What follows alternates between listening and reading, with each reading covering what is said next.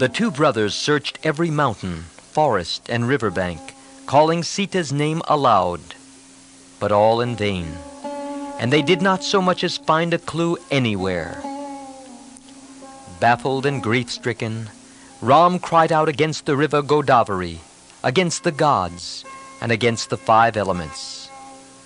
The silence of the rivers and the gods and elements was due to their fear of the powerful Rakshasa king.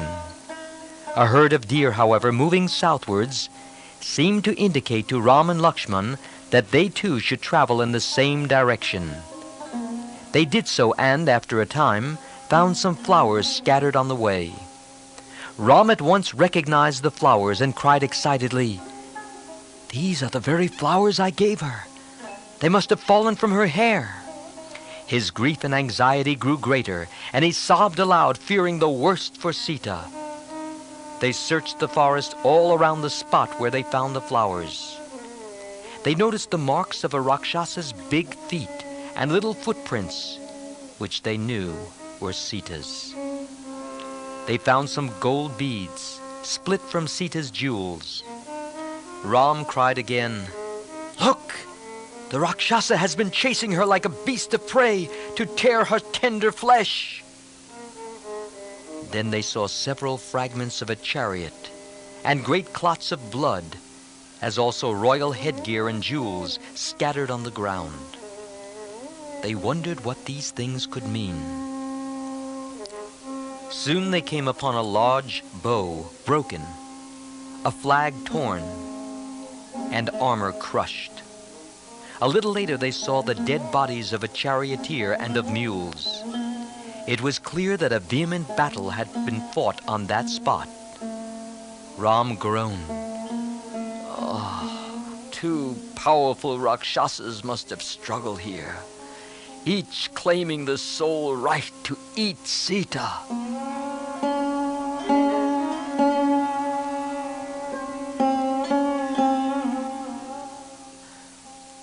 Conjecturing and lamenting in this way, Ram went on, "Virtue could not save Sita. No god came to her rescue. It will be right to destroy this wicked world." Ram was beside himself and talked wildly. Lakshman did his best to calm the distracted Ram and said, "Great sorrow unbalances all minds, even the strongest. Else, why should you thus lose self-control? Why should you hate and curse the whole world for the evil deed of one person?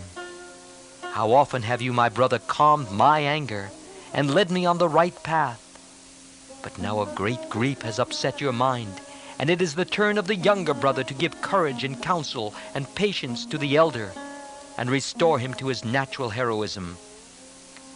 Let us find out who our enemy is and then deal with him."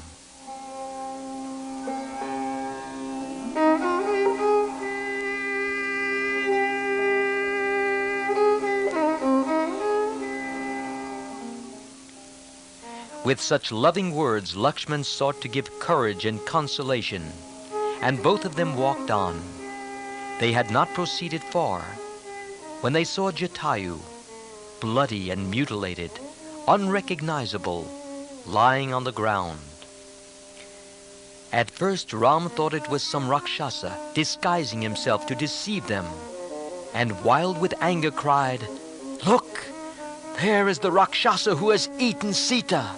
and rushed towards him, bow in hand.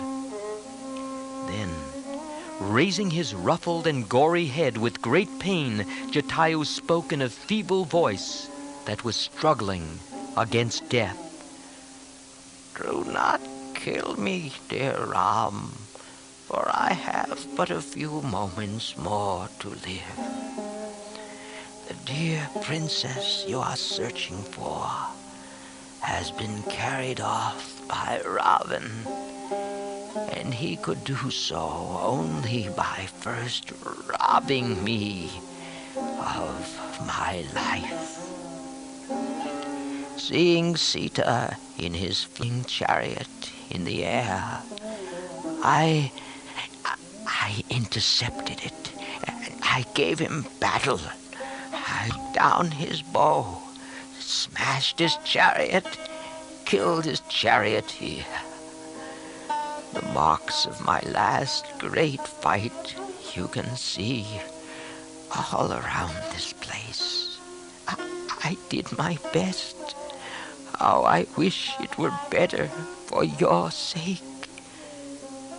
At last, as I was still waging a hopeless combat, age against youth, beak and talons against keen weapons of steel, he cut my wings and legs.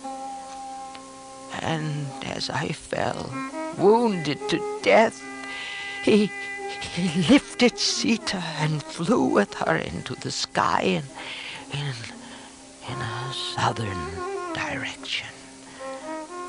Though racked with the pangs of death, I have clung to life for love of you, to tell you what I know. Now that I have done this, O Ram, bless me and let me die.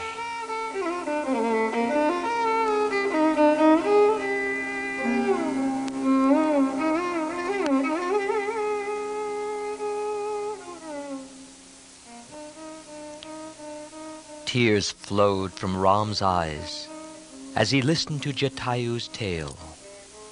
He flung aside his bow and embraced the bird.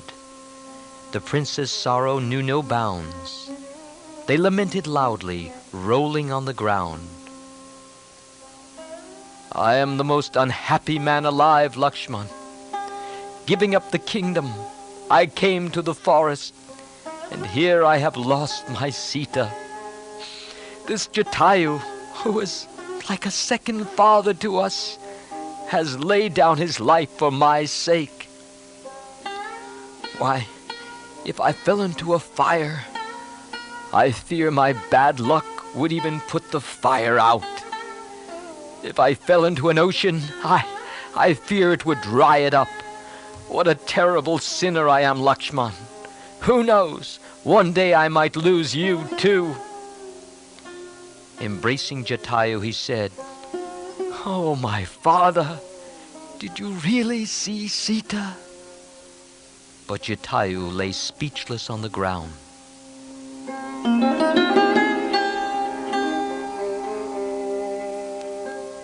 After a few moments, Jatayu spoke again in a low voice.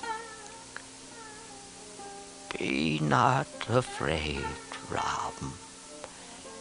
You will surely find Sita. No harm will come to her. Regaining the treasure you have lost, you will greatly rejoice. With these words, he spat out blood and gave up his life.